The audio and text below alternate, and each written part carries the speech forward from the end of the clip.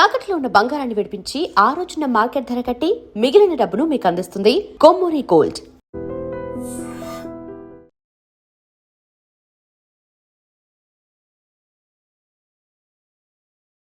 నమస్తే, welcome to I dream. నేను వలి. ప్రస్తుతం స్టూడియోలో ఉన్నారు భారతీయ జనతా పార్టీ అధికార ప్రతినిధి కృష్ణకాంత్ గారు.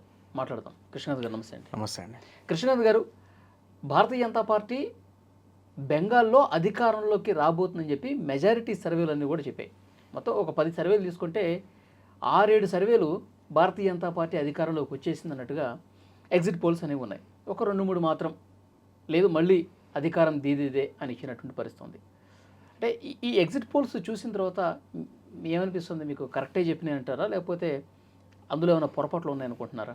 ఇప్పుడు ఒకటి వల్లి గారు, ఇప్పుడు ఎగ్జిట్ పోల్స్ అన్నింటినీ మనము ఎగ్జాక్ట్గా రిజల్ట్స్ అని అనుకోవడం అనేది మన తప్పవుతుంది ఎప్పుడైనా సరే. ఎప్పుడు ఎగ్జిట్ పోల్స్ 100% కరెక్ట్ అవుతాయని మనం అనలేము.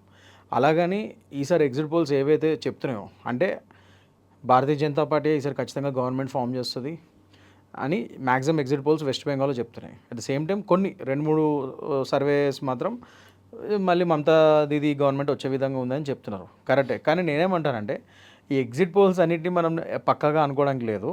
కానీ గ్రౌండ్ లెవెల్లో రిపోర్ట్ ఏంటంటే మాకు తెలుసు, స్వతహాగా being a Bharatiya Janata party కార్యకర్త మాకు పక్కాగా తెలిసింది ఏంటంటే ఈసారి భారతీయ జనతా పార్టీ వెస్ట్ బెంగాల్లో 100% గవర్నమెంట్ ఫామ్ చేస్తుంది. అది కూడా అత్యున్నతమైన మెజారిటీతో గవర్నమెంట్ ఫామ్ చేస్తుంది. అది మాకున్న గ్రౌండ్ రిపోర్ట్. సో ఈ సర్వే రిపోర్ట్లో ఎగ్జిట్ పోల్స్ ఇవేవో పాజిటివ్ చెప్తున్నాయి, మంచిదే, మేము దాన్ని స్వాగతిస్తున్నాం. కానీ వాటి మీదే రిలై అయ్యి మేము ఆనందపడిపోయి అది ఒకవేళ నెగిటివ్గా వస్తే బాధపడిపోయే స్టేజ్లో అయితే లేము. ఎందుకంటే గ్రౌండ్ రియాలిటీ మాకు తెలుసు, మేము గవర్నమెంట్ ఫామ్ చేస్తున్నాం వెస్ట్ బెంగాల్లో అని ఘంటాపథంగా చెప్పగలుగుతాం మేము. సో దాని ప్రకారంగా ముందుకు 100% అండి. ఇప్పుడు నాకు తెలిసైతే ఈజీగా ఒక మ్యాజిక్ ఫిగర్ ఏదైతే ఉందో అది దాటేసి దాని మీద అత్యున్నతమైన మెజారిటీ వస్తుందని అనుకుంటున్నాం మేము. అంటే నేను ఏమంటాను, ఫిగర్ దాటేయడం అంటే ఎగ్జిట్ పోల్స్ కూడా అవే కదా ఇచ్చినాయి. ఎగ్జిట్ పోల్స్ మీరు చూస్తే కొద్దిగా చాలా మటుకు ఎగ్జిట్ పోల్స్ ఈమె టఫ్ కాంపిటీషన్ ఇచ్చింది. టీఎంసీ కూడా మహా అయితే ఒక 5-10 సీట్ల వ్యత్యాసంతోనే విన్ అవుతుంది బీజేపీ అన్నట్టుగా ఇచ్చారు నిన్నటి వరకు నేను చెప్తుంది. సో అది తప్పంట. నేను అందుకే చెప్తున్నాను, ఎగ్జిట్ పోల్స్ అనేది ఎగ్జాక్ట్ రిజల్ట్స్ ఇవ్వవు. ఎగ్జిట్ పోల్స్ అనేవి ఖచ్చితంగా ఈ May 4th తర్వాత ఎగ్జిట్ అయిపోతే అవి ఇచ్చిన రిపోర్ట్స్. ఎందుకంటే వాళ్ళు ఏమంటున్నారు, చాలా తక్కువ శాతంతో వినేతం మేము అంటున్నారు వాళ్ళు. అది కాదంటారు. నేను 100% భారతీయ జనతా పార్టీ వెస్ట్ బెంగాల్లో ఎన్ని సీట్లు వస్తాయంటారు మరి? దగ్గర నేనేమనుకుంటున్నా అంటే 200 దగ్గర వరకు అయితే పైచులకు వస్తుందండి. మేము డెఫినెట్గా 100% we will win more than 200. యాక్చువల్గా 294 ఉన్నాయి. అవును. సో 220-230 వరకు వస్తాయి 100% అనుకుంటున్నాను నేను. ఎందుకంటే అంటే నేను మరీ ఓవర్గా చెప్పలేను, అలా కూడా ఎగ్జాజరేషన్ అవుతుంది. We should also be practical కదా. సో 200 అంత కాన్ఫిడెంట్గా ఉండడానికి రీజన్ ఏంటి? అక్కడ ఏం వర్కౌట్ అయినాయి అనుకుంటున్నారు మీరు భారతీయ జనతా పార్టీకి? సార్ ఒకటి నేను చెప్తున్నట్టు మా బిఎల్ సంతోష్ గారు, ఎవరైతే మా ఆర్గనైజేషన్ నేషనల్ జనరల్ సెక్రటరీ ఉన్నారో బిఎల్ సంతోష్ గారు, మా senior most leader, whose also మా పార్టీ యొక్క one of the main strategist ఆయన. సో ఆయన ఎలక్షన్స్ ముందు ఒక ఇంటర్వ్యూ ఇట్లనే మన మీడియా మిత్రులు అడిగినప్పుడు చెప్పారు, వెస్ట్ బెంగాల్ ఈసారి మేము ఖచ్చితంగా విన్ అవుతాము. ఎందుకంటే వెస్ట్ బెంగాల్ అనేది మాకు ఒక ఎలక్టోరల్ యుద్ధం కాదు, ఇది అంటే ఎలక్షన్స్ యుద్ధం మాత్రమే కాదు, అది ఒక సివిలైజేషన్ వార్. అది మాకు ఒక సివిలైజేషన్ యుద్ధం. అది మాకు అంటే మన ఒక సివిలైజేషన్ ఉనికిని కాపాడుకోవడమే ఈ వెస్ట్ బెంగాల్ ఎలక్షన్స్ యొక్క మెయిన్ గోల్ అనమాట. ఎందుకంటే మనకు అక్కడ తెలుసు అది ఇట్స్ ఏ బార్డర్ స్టేట్. పక్కన బంగ్లాదేశీయులు ఎలా అయితే ఇల్లీగల్ చొరబాటుదారులు ఎలా అయితే మన బంగ్లాదేశ్ నుంచి వెస్ట్ బెంగాల్లో వచ్చి ఆ ఫేక్ ఓటర్ ఐడీస్ పెట్టుకొని వాళ్ళు ఎలా అయితే ఇన్ని రోజులు టీఎంసీ గవర్నమెంట్ ఆ ఫేక్ ఓటర్ ఐడీస్ని యూజ్ చేసుకొని వాళ్ళు అండ్ కాంగ్రెస్ వాళ్ళు అంతకుముందు ఎవరైతే కమ్యూనిస్ట్ గవర్నమెంట్ ఉందో వీళ్ళందరూ కూడా ఫేక్ ఓటర్ ఐడీస్ని ఉపయోగించుకొని వాళ్ళు ఎలక్షన్స్ విన్నారు. ముఖ్యంగా టీఎంసీ మీద అయితే ఈ అలిగేషన్స్ చాలా గట్టిగా ఉన్నాయి గత 15 ఏళ్ళ నుంచి.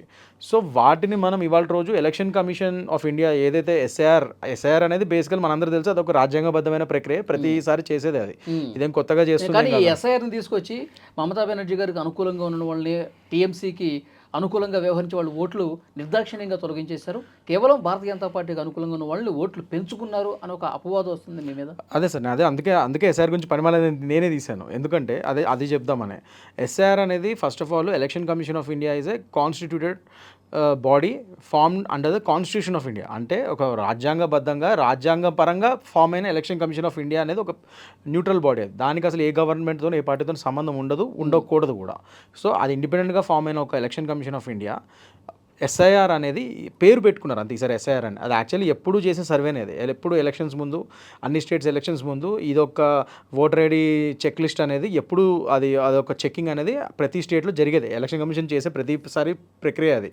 కాకపోతే ఈసారి పేరు మార్చి ఎస్ఐఆర్ అని పెట్టి కొద్దిగా నిర్దిష్టంగా, ఇంకా ఇదివరకు అసలు ఇన్ని రోజులు ఎప్పుడు అడ్రస్ చేయని ఇష్యూ ఇది. ఏంటి మెయిన్గా ఈ సిఏఏ కానీ మనం ఎస్ఐఆర్ కానీ ఎందుకు తీసుకొచ్చామంటే, సిఏఏ ద్వారా ముఖ్యంగా అసలు నిజంగా ఎంతమంది చొరబాటుదారులు ఉన్నారు, ఎంతమంది నిజమైన ఇండియన్స్ ఉన్నారు, ఇవన్నీ కూడా మనం చూడాలి అని చెప్పి దాన్ని బట్టి సిఏఏ ఒకటి మన గవర్నమెంట్ తీసుకురావడం జరిగింది. అదొకటి నడుస్తుంది. అది కాకుండా ఎలక్షన్ కమిషన్ ఆఫ్ ఇండియా ఈ ఎలక్షన్స్ నుంచే ఈ ఎస్ఐఆర్ అనేది ఒకటి పెట్టి క్లియర్గా చొరబాటుదారులు నిజంగానే వెస్ట్ బెంగాల్లో చాలామంది ఉన్నారు. అండ్ ముఖ్యంగా గత 15 ఏళ్లలో వలి గారు టీఎంసీ గవర్నమెంట్లో వాళ్ళు స్వచ్ఛందంగా బయటకు వచ్చి ఓటర్లు ఫ్రీడమ్తో, అంటే డెమోక్రటిక్ కంట్రీలు ఉంటున్నా కూడా మనం, ఇది చాలా ఆశ్చర్యకరమైన విషయం. ఈ 15 ఏళ్లలో అక్కడ ఉన్న ఓటర్లు ధైర్యంగా వచ్చి, ముఖ్యంగా హిందువులు ధైర్యంగా వచ్చి ఓట్లు వేసే దాఖలాలు కూడా చాలా తక్కువ వెస్ట్ బెంగాల్. అంత భయపడిపోయి ఉన్నారు వాళ్ళు. చొరబాటుదారుల వల్ల, గూండాయిజం వల్ల, దానివల్ల అక్కడ ఉన్న మాఫియా వల్ల, ఇవన్నిటి వల్ల ముఖ్యంగా టీఎంసీ గుండాలు ఎక్కువ మంది ఉన్నారు. సో వీటన్నిటిని అరికడుతూ వాళ్ళు ఈసారి ఎస్ఐఆర్ అనేది చాలా స్ట్రిక్ట్గా పెట్టి, అన్ని బీహార్లో మీరు చూసారు, బీహార్లోనే అన్ని చోట్ల మేము చేసుకుంటూ వచ్చారు ఎలక్షన్ కమిషన్ ఆఫ్ ఇండియా. మనమేమి ఇదేం బీజేపీ పెట్టింది కాదు, మన పార్టీ పెట్టింది కాదు, మన గవర్నమెంట్ పెట్టింది కాదు. Election commission of India independent agency, వాళ్ళు ఓన్గా పెట్టుకున్నారు, ఇండిపెండెంట్ బాడీ అది. సో అదేవిధంగా ఈసారి వెస్ట్ బెంగాల్లో కూడా వాళ్ళు చాలా సీరియస్గా కూర్చొని అది ఎస్ఐఆర్ చేస్తూ దగ్గర 90 లక్షల మంది, అదే చెప్తారు, 90 లక్షల మంది ఫేక్ ఓటర్స్ని, ఫేక్ ఓట్స్ని తీసేశారు, డిలీట్ చేస్తారు. ఆ ఫేక్ ఓట్స్లో మీకు నంబరు దగ్గర 60% మంది హిందువుల ఓట్సే ఉన్నాయి, అండ్ 30% మంది వరకు ముస్లిం ఓట్లు ఉన్నాయి. వీళ్ళు చెప్తున్న టీఎంసీ చెప్తున్న నేరేటివ్ ఏంటి, ముస్లిం ఓట్లను కావాలని తొలగిస్తున్నారు, వీళ్ళకి కావాల్సిన ఓట్లు పెట్టుకుంటున్నారు, అది ఇదని అంటున్నారు. మరి అది నిజమైతే మరి హిందూ ఓట్లే ఎక్కువ శాతం తొలగింపబడ్డాయి కదా, 60%, 30% ముస్లిం ఓట్లు పడ్డాయి. హిందూ ఓట్లు అంటే బీజేపీ ఓట్లేనా? అని వాళ్ళు బీజేపీ ఓటేస్తారని కాదు కదా. నేను అదే చెప్తున్నా, అంటే వాళ్ళ ఉద్దేశం అది, వాళ్ళు క్రియేట్ చేస్తున్న నేరేటివ్ గురించి చెప్తున్నా నేను. వాళ్ళు చెప్తున్న లాజిక్ ఇదే కదా. ఆ లాజిక్ ప్రకారం అయితే మరి మీకు అనుకూలమైన ఓట్లు, మాకు అనుకూలమైన ఓట్లు అంటున్నారు కదా. మరి అలాంటప్పుడు ఎక్కువ శాతం హిందూ ఓట్లే పోతున్నప్పుడు అది మీ ఉద్దేశంలో హిందూ బీజేపీ అనేది ఒక హిందూతత్వ పార్టీ, హిందూ ఓట్లను అక్కడ పడతాయి కదా మీ ఉద్దేశం. సో అలాంటప్పుడు మరి ఆ ఓట్లన్నీ మరి అది 60% హిందూ ఓట్లే పోతే మరి అది నష్టం ఎవరికి? బీజేపీ కానంటే కదా మీరు చెప్పే లాజిక్ ప్రకారం అయితే. మరి అదే అంటారు నేను, ఎగ్జాక్ట్లీ నా పాయింట్ అదే. సో అలాంటప్పుడు మరి హిందూ ఓట్లు పోతున్నప్పుడు మరి మాకు నష్టం జరిగినట్టుగా మీకు మరి లాభం ఎట్లా జరిగినట్టు అది మీరు చెప్పిన లాజిక్ ప్రకారం? సో అది కాదు. అక్కడ హిందువులా ముస్లింలా ఎవరు ఓట్లు అనేది కాదు, fake votes, irrespective of caste, creed and religion. Fake ఓట్లు, అది హిందూ అయినా, ముస్లిం అయినా, క్రిస్టియన్ అయినా, సిక్కువారైనా, జైన్లైనా, ఎవరైనా కానీ మీరు అక్కడ ఆ ప్రాంతంలో, ఆ స్టేట్లో మీకు గనక ఓటు హక్కు లేకపోతే మీరు డూప్లికేట్ ఓట్ల ద్వారానో, లేకపోతే చాలామంది చనిపోయి ఉంటారు, అది కూడా సరిగ్గా సెన్సస్ చేయక, సరిగ్గా తెలియక చనిపోయిన వాళ్ళ ఓట్లు కూడా ఇంకా అక్కడ చలామణి అవుతూ, ఆ చనిపోయిన వాళ్ళ పేర్ల మీద వేరే వాళ్ళు వచ్చి చొరబాటుదారులకి ఆ పేర్లని అసైన్ చేసి వాళ్ళు అక్కడ దొంగ ఓట్లు వేయడం కానీ, లేకపోతే నేను చెప్పినట్టు ఇల్లీగల్ డూప్లికేట్ పౌరసత్వం తీసుకొని, లేకపోతే ఓటర్ ఐడి కార్డు, ఆధార్ కార్డులు తీసుకొని చొరబాటుదారులు వాళ్ళు ఓట్లు వేయడము, చనిపోయిన వాళ్ళ ఓట్లు. ప్లస్ చాలామంది ఇమిగ్రెంట్స్, అంటే ఎలా అంటే ఇప్పుడు ఈ స్టేట్ నుంచి ఆ స్టేట్ పక్క స్టేట్కి వెళ్తూ ఉంటారు. మన హైదరాబాద్లోనే లేకపోతే ఆంధ్రప్రదేశ్లోనో చాలామంది వలస కార్మికులు ఉంటారు. వాళ్ళందరూ వేరే స్టేట్కి వస్తారు, జాబుల పరంగా వాళ్ళు పని చేయడానికి దానికి వస్తారు. వచ్చిన తర్వాత ఇక్కడ సెటిల్ అయిపోతారు వేరే స్టేట్స్లో. సెటిల్ అయినప్పుడు అక్కడ ఆ స్టేట్ ఓటర్ ఐడి తీసేసుకుంటారు. సో అలా తీసుకున్న వాళ్ళు కూడా చాలామంది ఉన్నారు. అలాంటి వాళ్ళ ఓట్లు వేరే స్టేట్లో ఉన్నా కూడా ఈ పాత వాళ్ళ మదర్ స్టేట్లో ఉన్న ఓట్లు ఇంకా కంటిన్యూ అవుతున్నాయి. అవి కూడా ఫేక్ ఓట్ల కింద, డూప్లికేట్ ఓట్ల కింద టీఎంసీ వాళ్ళు ఉపయోగించుకోవడం కూడా చూశారు. సో అలాంటి అన్ని రకాల ఓట్లని డిలీట్ చేయడం జరిగింది. 90 లక్షల మంది ఫేక్ ఓట్స్ ఈసీఐ డిలీట్ చేసిందంటే అది ఇంకా దాని మీనింగ్ ఏంటి? అది ఈసీఏ స్వచ్ఛందంగా ఒక కాన్స్టిట్యూషన్ పరంగా రాజ్యాంగబద్ధంగా ఫామ్ అయిన బాడీ. అది వాళ్ళు ఇండిపెండెంట్ పవర్స్ ఉన్నాయి వాళ్ళకి. మీరు చూసే వాళ్ళ రోజు సిఆర్పిఎఫ్ ఆ బలగాలను కూడా పెట్టి అక్కడ ఎలక్షన్స్ పెట్టాల్సిన అవసరం ఏముందండి? మీరు నమ్మరు వలి గారు, మనము జమ్మూ కాశ్మీర్లో 370 ఆర్టికల్ అబ్రిగేషన్ చేసాం, గుర్తుంది కదా. ఆర్టికల్ 370 తీసేసాం. తీసినప్పుడు కూడా జమ్మూ కాశ్మీర్లో అల్లర్లు కాకుండా అక్కడ కేవలం సిఆర్పిఎఫ్ ఫోర్సెస్ కేవలం 60,000 మందినే పెట్టగలిగాం అక్కడ. దాంతోనే మనం ఆ లా అండ్ ఆర్డర్ని కాపాడగలిగాం. కానీ వెస్ట్ బెంగాల్ ఎలక్షన్స్కి వచ్చేసరికి మాత్రం దగ్గర 2.5 లక్షల సిఆర్పిఎఫ్ ఫోర్సెస్ని పెట్టాల్సి వచ్చింది. అయినా కూడా సరిపోలేదు.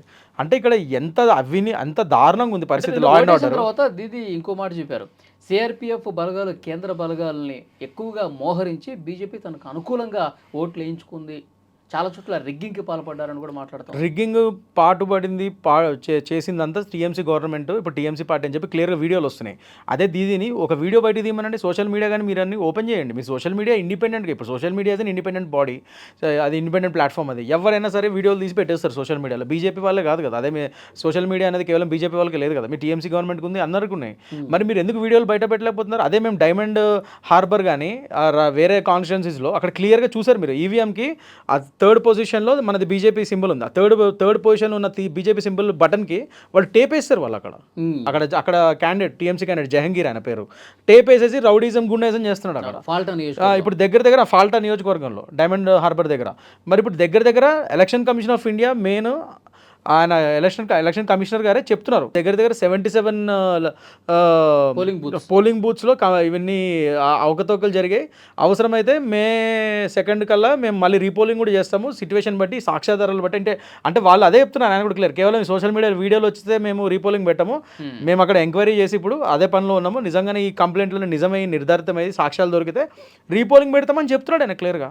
అంటే ఇప్పుడు మేము క్లియర్గా విత్ వీడియోస్ కూడా సోషల్ మీడియాలో మనం బీజేపీలో పెట్టింది కదా, బయట ప్రజలే పెడుతున్నారు ఆ వీడియోలు, అక్కడ పట్టుబడిపోయారు వాళ్ళు. అదే టీఎంసీ వాళ్ళు మరి అలాంటి వీడియోలు ఎందుకు బయట పెట్టలేకపోతున్నారు? ఓకే, ఇప్పుడు భారీగా పోలింగ్ నమోదైంది బెంగాల్ చరిత్రలోనే. గతంలో ఎప్పుడూ లేనంతగా 92-93% పోలింగ్ పర్సంటేజ్ వచ్చింది. సో మీరేం చెప్తా ఉన్నారు అంటే, వ్యతిరేకత ఎక్కువ ఉంది కాబట్టి అంత భారీగా పోలింగ్ కేంద్రాలకు తరలి వచ్చి తండోపతండలుగా వచ్చి ప్రభుత్వ వ్యతిరేకతను చూపించారు అంటున్నారు. కానీ తృణమూల్ కాంగ్రెస్ ఏం చెప్తుందంటే, అసలు ఢిల్లీ పాలకులు అసలు ఇక్కడ ఉండటానికి వీల్లేదు, గుజరాత్ రాజకీయం ఇక్కడ వద్దు, బెంగాల్ని బెంగాలే పాలించాలి. కాబట్టి ఆ మోటివేషన్ అనేది జనాల్లో బాగా వచ్చేసి మళ్ళీ మా దీది మాకు కావాలని చెప్పి ఓట్లు వేశారు అని చెప్తా ఉన్నారు. సో ఎట్లా చూస్తారు దీన్ని? సార్, మనకి మన 70 ఏళ్ళ భారతీయ చరిత్రలో ఇప్పటివరకు ఎలక్షన్స్ అయినప్పుడల్లా, ఎప్పుడైనా ఎలక్షన్స్ అప్పుడు హైయెస్ట్ ఓటు శాతం నమోదైతే అది ఎప్పుడైనా కానీ కరెంట్ గవర్నమెంట్, అప్పుడున్న గవర్నమెంట్కి వ్యతిరేకంగానే వచ్చింది. కానీ ఆ ఓటు పర్సంటేజ్ ఎప్పుడూ అనుకూలంగా రాలే. సో బెంగాల్ చరిత్రలోనే, ఇది మామూలుగా కూడా కాదు, బెంగాల్ చరిత్రలోనే ఇండిపెండెన్స్ వచ్చినప్పటి నుంచి బెంగాల్ చరిత్రలోనే ఇంత హైయెస్ట్ ఓటు శాతం నమోదవడం అనేది ఇదే first time in history of Bengal, west Bengal.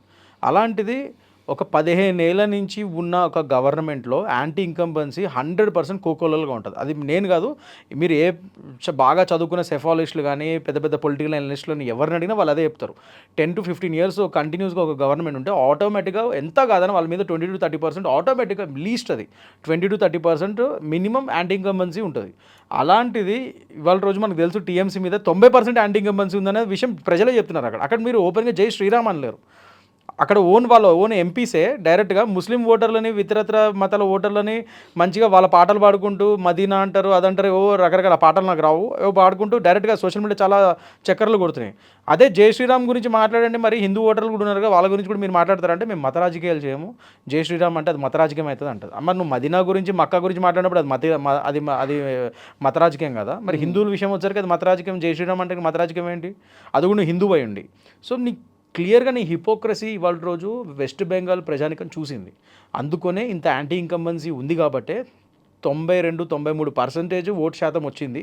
వలస కార్మికులు ఇక్కడ హైదరాబాద్లోనూ లేదా ఆంధ్రప్రదేశ్లోనూ అక్కడెక్కడ మా నియోజకవర్గం, నాకు తెలుసు మా నియోజకవర్గంలో అక్కడ కూడా కన్స్ట్రక్షన్ వర్కర్స్ చాలామంది ఉన్నారు, మా మచిలీపట్నం కాన్స్టిట్యున్సీలో కూడా. వాళ్ళు కూడా నాకు తెలుసు కదా, వాళ్ళు చెప్పారు అన్న హమ్లోకి జారే అది అన్నారు. కిదర్ జారే అంటే బెంగాల్ మే ఎలక్షన్స్ అయినా హమ్లోకి జారే అన్నాడు. వాడు ఇది స్లాంగ్ డిఫరెంట్ ఉంటుంది కదా బెంగాల్ హిందీ. అందులో చెప్తున్నాడు వాడు, నేను వెళ్తున్నా సార్, వెళ్ళేసి వస్తా అని చెప్పి.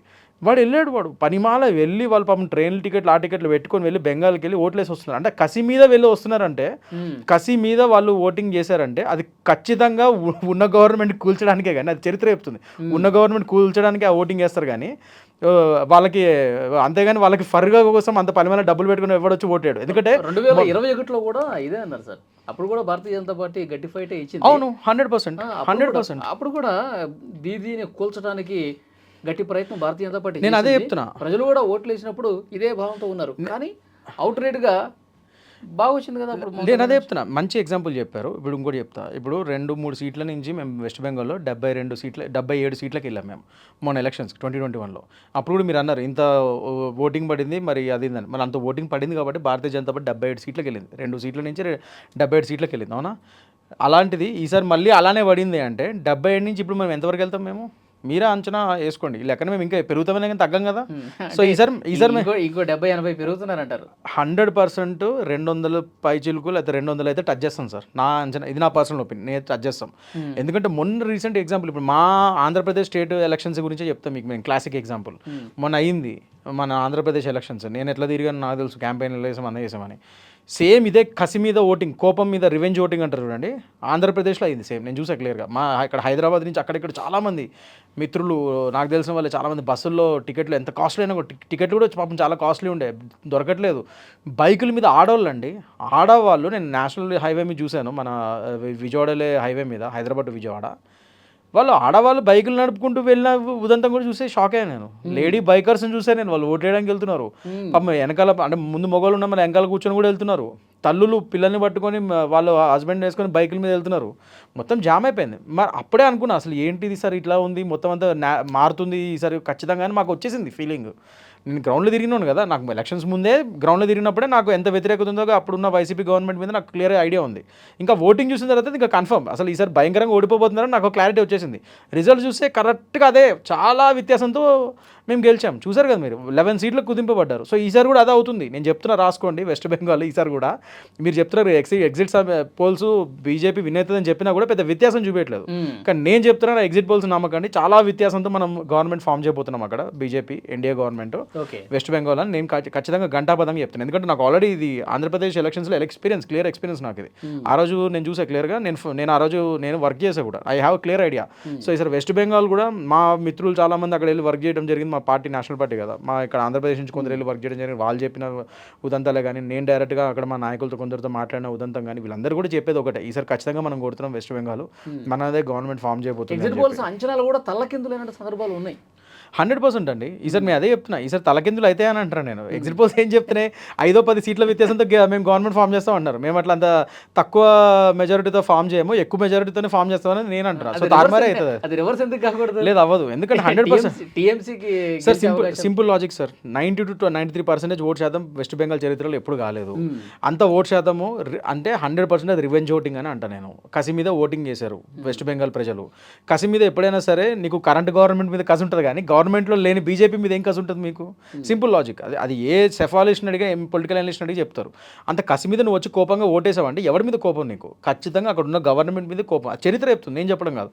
ఎప్పుడైనా సరే ఓటు శాతం 90%, 80% అట్లా వెళ్ళిందంటే ఎప్పుడైనా సరే అది ఖచ్చితంగా అప్పుడున్న కరెంట్ గవర్నమెంట్కి నష్టమే చేకూరుస్తుంది. అంటే కరెంట్ గవర్నమెంట్ మీద కోపంతోనే అంత ఎక్కువ ఓటింగ్ శాతం నమోదవుతుందని చరిత్ర. 3 దఫాలుగా మమతా బెనర్జీ ముఖ్యమంత్రి సీట్లో ఉన్నారు, తృణమూల్ కాంగ్రెస్ అధికారంలో ఉంది. సో ఈ 4వసారి ఫైట్ ఇచ్చే టైంలో కూడా భారతీయ జనతా పార్టీ అంటే ఇక కళ్ళు మూసుకొని భారతీయ జనతా పార్టీ వచ్చేస్తుందని ఏ సర్వే సంస్థ కూడా ఎందుకు చెప్పలేకపోతుంది? 3 దఫాలు అంటే 15 సంవత్సరాల పాటు ఆమె ఉన్నప్పటికీ 4వసారి వచ్చే టైంలో కూడా ఈజీ ఎందుకు కాలేకపోతుంది భారతీయ జనతా పార్టీ? కానీ అంటే అట్లా ఏం కాదండి. ఎందుకంటే చాలా మటుకి సర్వేలు ఇవన్నీ చూస్తుంటే నేను చెప్పేది ఏంటంటే, వాళ్ళు ఇంకా మమతా దీది ట్రాన్స్ నుంచి బయటకు వచ్చినట్లేరు వాళ్ళు. ఇప్పుడు మామూలుగా ఎగ్జిట్ పోల్స్ ఏం చేస్తాం మనం, మహా అయితే ఒక 100 మందినో 150 మందినో, మహా అయితే 1000 మంది కంటే కూడా తక్కువే నాకు తెలిసి. 1000, 15 మంది, 1200 మంది ఒక శాంపుల్ లాగా తీసుకొని వాళ్ళని మీరు సర్వే చేస్తారు. దాన్ని బట్టి ఎగ్జిట్ పోల్స్ వస్తాయి. సో కేవలం 1000 మందితో 500 మందితో మీరు సర్వే చేసి అదే నిజం అనుకుంటే తప్పదు. నేను అనేది అది కేవలం నేను అదే చెప్తున్నాను. ఎగ్జిట్ పోల్స్ అనేది ఎగ్జాక్ట్ రిజల్ట్స్ కాదు. ఎగ్జిట్ పోల్స్ అనేది ఎగ్జాక్ట్ పోల్స్ కాదు. ఈ ఎగ్జిట్ పోల్స్ May 4 తర్వాత ఎగ్జిట్ అయిపోతాయి, మీరు చూస్తున్నారని అదే చెప్తున్నాను నేను పదే. ఎందుకంటే ఇవి ఎగ్జాక్ట్ రిజల్ట్స్ చూపించవు. ఫస్ట్ థింగ్, చాలా తక్కువ శాంపుల్స్తో వాళ్ళు ఏదో చేసిన సర్వేతో ఎగ్జిట్ పోల్స్ రిజల్ట్స్ చూపిస్తూ ఉంటారు. సో అదే మనం నిజమని నమ్ముకుంటే మన పిచ్చితనం అవుతుంది. నేను చెప్పేది ఏంటంటే ఈసారి ఖచ్చితంగా నేను గ్రౌండ్ రియాలిటీని నమ్మేవాడిని. ఎప్పుడైనా సరే నేను చాలా ప్రాక్టికల్గా ఉంటాను. నేను ఆంధ్రప్రదేశ్ ఎలక్షన్స్ అప్పుడు అదే నేను గ్రౌండ్లో తిరిగా కాబట్టి నేను 100% చెప్పి ఈసారి మనము ఖచ్చితంగా వినేతామని. అందులో ఈ ఓటింగ్ రోజు అయితే ఇంకా అసలు అది చూసిన తర్వాత ఆ సీను ఆ హైవేల మీద ఇంకా ఘోరంగా చాలా వ్యత్యాసంతో విన్ అవుతాం రా బాబు, మామూలు కూడా కాదు అని ఒక క్లారిటీ వచ్చింది. ఇంటికే పరిమితం అంటారు ఈసారి దీది కూడా అదే పరిస్థితి, సేమ్ అదే సీనరియో నేను మళ్ళీ వెస్ట్ బెంగాల్లో చూస్తున్నాను ఇప్పుడు. సో ఖచ్చితంగా ఇంటికే పరిమితం, అందులో చాలా తక్కువ సీట్లు వస్తే వాళ్ళకి. వెస్ట్ బెంగాల్లో బీజేపీ అత్యున్నతమైన మెజారిటీతో విన్ అవుతుంది అనేది నేను గంటాపదంగా చెప్తాను. మీరు ఇచ్చే మామూలుగా ఆ బిల్డప్ ఎట్లా ఉందంటే 250+ భారతీయ జనతా పార్టీకి 30-40 టీఎంసీకి వస్తుంది. అంటే నేను మరీ బిల్డప్ ఇవ్వట్లేదండి, నేను అందుకే చెప్తున్నాను. నేను 250 అని ఎగ్జాజరేటెడ్ నెంబర్స్ కూడా చెప్పట్లేదు. నేనేం పెద్ద సెఫాలజిస్ట్ కాదు, పొలిటికల్ అనలిస్ట్ కాదు. నాకున్న పొలిటికల్ ఎక్స్పీరియన్స్తో చెప్తున్నాను. నేను ఇదివరకు వర్క్ చేసే నిజంగా అంత ఆగ్రహం ఉంటే 200 ఎస్ 200 ప్లస్ అయితే మేము టచ్ చేస్తామని మీరు చెప్తాను. ఏపీ ఎగ్జాంపుల్ చెప్పారు, సేమ్ దాన్ని ఇక్కడ సబ్స్టిట్యూట్ చేస్తే రిజల్ట్ అదే కదా. 100%. 240 250 భారతీయ జనతా పార్టీ, మిగతా 30-40 రావాలి. అంటే కరెక్టే, కానీ నేనేమంటాను అంటే, కాకపోతే నేనేంటంటే కీడించి మేలించి అన్న ఒక సామెతను కొద్దిగా నమ్ముతాను. So let us not get overboard. అంటే నేను మరీ క్లౌడ్ 9కి వెళ్ళిపోయి ఎస్ మేము ఇంకా అత్యున్నత స్థానంకి వెళ్ళిపోతే నేను ముందు చెప్పుకోలేను కదా.